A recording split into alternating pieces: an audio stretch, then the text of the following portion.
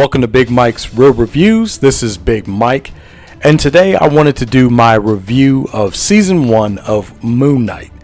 I know I did a non-spoiler review of both episodes 1 and 2, but I got a little busy, throughout the course of the time, and I just wanted to kind of wrap up the series and do kind of an overview of the whole thing. Now, this will contain some spoilers. I may talk about some of the things that happen within, some of the episodes and what happened throughout the season.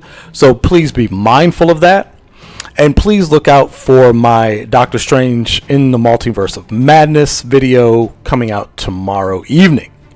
So now, without further ado, let's jump right into MoonKnight Season 1. Now, what I want to do first is kind of rank it within the Marvel Studios TV shows at this point. Still, my favorite, I think, is Loki. Loki did the best job of wrapping up a series, keeping interest, in my opinion, with everything. A lot of people's favorite is WandaVision. I did like WandaVision quite a bit, but it's not actually up there with one of my favorites. Loki is one of my favorites. I'd say second would be maybe Falcon and Winter Soldier. Then maybe WandaVision and Moon Knight are kind of tied at that point. They changed a lot with Moon Knight within the comics. And so this is where I'm going to start talking about, some of the things that happen within the show. So, of course, in the comics, Marc Spector is the main personality. What they tried to do in the show here is kind of put Stephen Grant in the forefront, which is fine. But they really changed Stephen's character up a lot. In the comics, Stephen Grant is that Bruce Wayne basically persona. He's the billionaire, playboy, philanthropist, right? So in here, they tried to change it up to where he's like this weird, normal guy and also British and works at a museum. And that's how, he comes into contact with Harrow, and that's how the adventure ensues. So they changed, that aspect up. They still kept in Mark being a mercenary, former, military, also being the Fist of Khonshu. They even, later on in the series, he even mentioned Raoul Bushman, which was interesting in how he, an integral part in becoming Moon Knight and making that deal with Khonshu. But like I said, so much was changed up. They barely mentioned Jake in the season.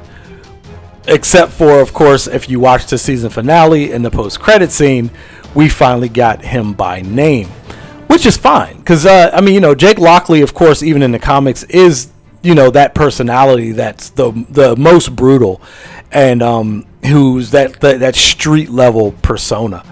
And even changing up the villains, like Harrow in the comics, he was kind of like a one-off villain in one of the old 80s issues where he was just this mad scientist, experimenting on people or whatever. And basically the only ties to Egypt he had was he was mummifying people or something like that. So, they changed up that whole character. They did take, different elements from different runs of the comics, like the whole psych ward thing that was definitely from the Lemire run and all that, except you didn't have Dr. Emmett, who was actually Amit. You actually had Harrow as Amit's avatar, who was the head doctor who was supposedly treating Mark and Steven at that point. So there was a lot of things about Moon Knight season 1 that I did like. Marvel Studios usually does a very good job in taking properties from the comics and improving them. In my opinion, this is one of the very few times that them changing things, for TV or their streaming service or for the movies or for the MCU rather. Then actually, I think they did the show a disservice by changing so much, in my opinion. I do think a lot of the elements from the comics, were better, and I do understand the changes. I do understand the liberties that they allow directors, to take and have their own vision and things like that. But I feel like there's a lot of things in this show that just kind of were diminished because of the changes. Now, bringing in Layla as opposed to Marlene and basically giving her her own backstory, and the director basically saying he wanted a Egyptian love interest. I mean, that's fine. Layla is basically Marlene, but as the series progressed, I think they gave her more to do than they actually ever gave Marlene to do in the comics. Because in the comics, Marlene was basically kind of just like the damsel in distress, and Layla is like the opposite of that.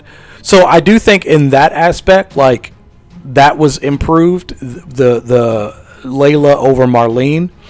But aspects of like Stephen Grant and even though Stephen was a likable character, a lot of people, you know, like Stephen and the things that he was doing and everything. He's a very likable character. I thought it would serve a purpose. And maybe they were just trying to remove themselves from being like Batman, like with Moon Knight having the gadgets and stuff like he did in the comics that kind of resemble Batman, and having the money, having a plane, having stuff like that, and bringing it more with the supernatural aspect. You know, maybe they were just trying to change things up that way. But again, I digress. The changes to me kind of diminished it, but I still enjoyed the show overall. So I guess my rating, again, I already ranked it, but my rating of season 1 overall, I think I'd have to give it about a 7.5, 7.5. And I did enjoy it. Again, it's not up there with one of my favorite MCU properties at this point, because I really, really do like Moon Knight as a character. Which brings me to my biggest gripe. My biggest gripe was the lack of Moon Knight. I mean, we have a Moon Knight show, and, you know, for the most part, they did Moon Knight with CG, which I don't know why they did that.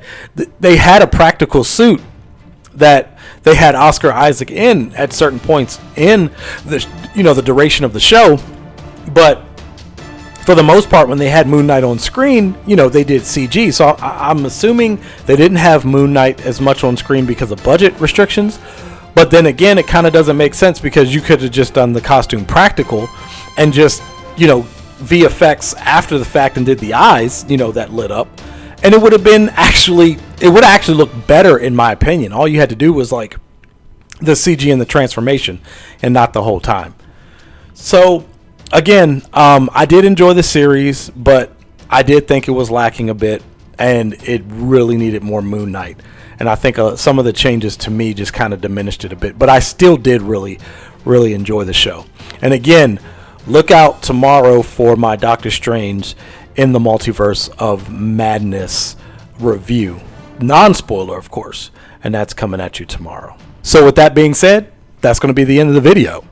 I'd love to hear your thoughts in the comments down below. And if you haven't already, click that subscribe button. And if you're feeling extra generous, give this video a like. It's much appreciated. And don't forget to hit that bell to be notified of all my latest content. And once again, thanks for watching, and see you next time.